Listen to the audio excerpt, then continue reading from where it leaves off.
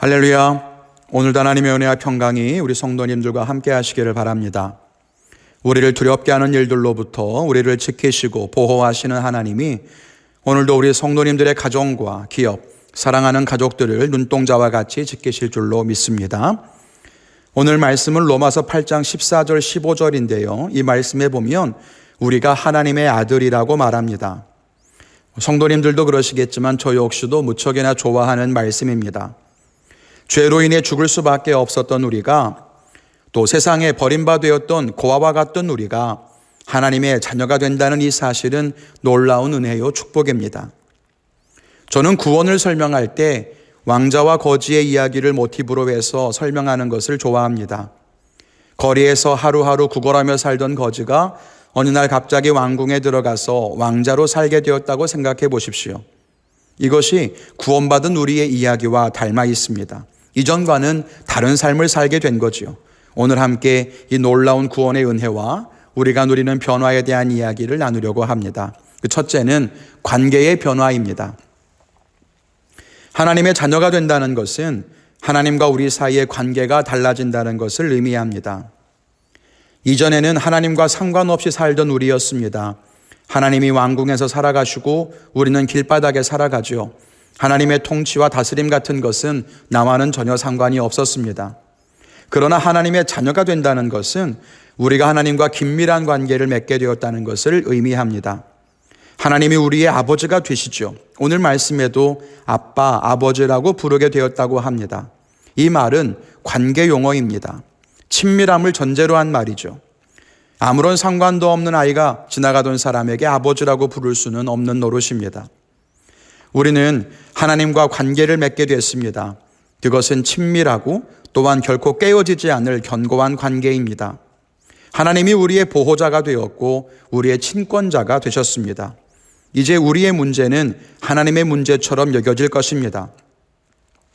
사실 하나님은 영원 전부터 우리의 아버지이십니다.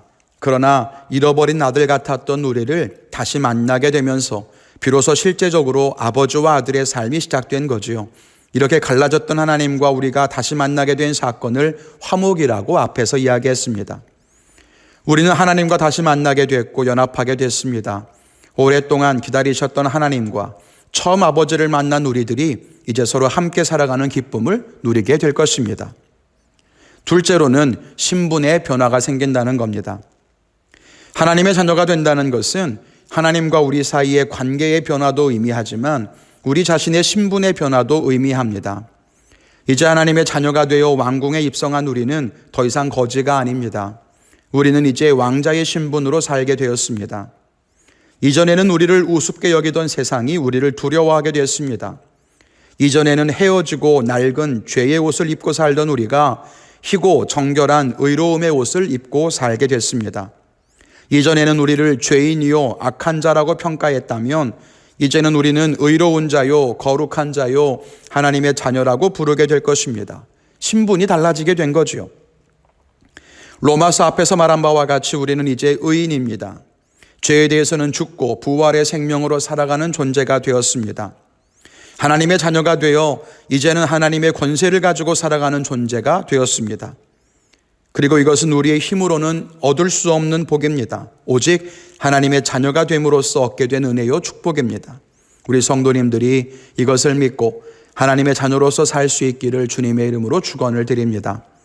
세 번째로는 삶의 변화입니다. 거지가 왕궁에 들어와서 살기 시작했다고 해서, 또는 사람들이 나를 왕자라고 부르고 존귀하게 여긴다고 해서 거지가 하루아침에 왕자처럼 살아갈 수는 없는 노릇입니다. 살아온 습성이 여전히 몸에 배어있기 때문입니다. 음식이 나오면 손으로 개걸스럽게 먹던 습관, 아무 데서나 누워 자던 습관들이 여전히 우리에게 남아 있습니다. 어제와 그제 살펴본 것처럼 죄와 유혹이 올 때마다 넘어지고 실수하는 것은 그래서 어쩌면 당연한 줄도 모릅니다. 그런데 우리가 왕궁에 들어와서 이제 왕실의 예법을 배우기 시작하면 하나씩 이전의 습관들을 버리게 될 것입니다. 마땅히 그래야 하고 또 자연스럽게 그렇게 될 것입니다. 처음에는 죄에 쉽게 넘어지던 것이 점점 천국의 삶에 익숙해지면서 죄를 당연하게 이겨낼 수 있게 될 것입니다. 이것이 삶의 변화입니다. 그런데 여기에서 우리가 기억해야 할 것이 있습니다. 구원받아도 죄에 넘어질 수 있습니다. 그렇지만 죄에 넘어지는 것을 당연하게 생각하고 바뀌려고 하지 않는다면 그것은 왕자가 가져야 할 바람직한 태도는 아니라는 것입니다. 이전처럼 행동했다고 해서 죄책감을 갖고 절망할 이유는 없지만 어쩔 수 없다고 당연시해도 안 된다는 거지요. 성령의 인도를 따라 나날이 성장하고 변화되어야 한다는 것을 우리는 알아야 합니다. 또 순서를 바르게 알아야 합니다. 행동이 달라진다고 해서 신분이 바뀌는 것이 아니라는 것을 알아야 합니다. 우리가 하나님의 자녀가 되는 것이 먼저입니다. 하나님의 자녀가 되니 하나님 자녀답게 살아가는 법을 배우게 되는 것입니다. 반대로 하나님의 자녀답게 행동한다고 해서 하나님의 자녀가 되는 것은 아니라는 겁니다. 거지가 궁중예법을 다 익혔다고 해서 왕자가 될 수는 없습니다. 그러므로 우리는 이 순서를 결코 뒤바꾸어서는 안 될 것입니다. 말씀을 맺겠습니다. 우리는 하나님의 자녀가 되었습니다. 우리의 어떤 공로로 얻은 것이 아니라 하나님의 은혜로 된 일입니다. 비록 우리는 아직 하나님의 자녀요 천국의 왕자라고 불리기에는 부족할지도 모릅니다. 그러나 우리는 점점 더 하나님의 자녀답게 살게 될 것입니다. 천국의 삶이 이제는 죄악 세상의 삶보다 더 익숙하고 편하게 될 것입니다. 하나님의 자녀답게 그 은혜 안에서 오늘도 위로부터 부어주시는 기쁨과 평강을 가지고 승리하는 성도님들이 되시기를 주님의 이름으로 간절히 축원을 드립니다.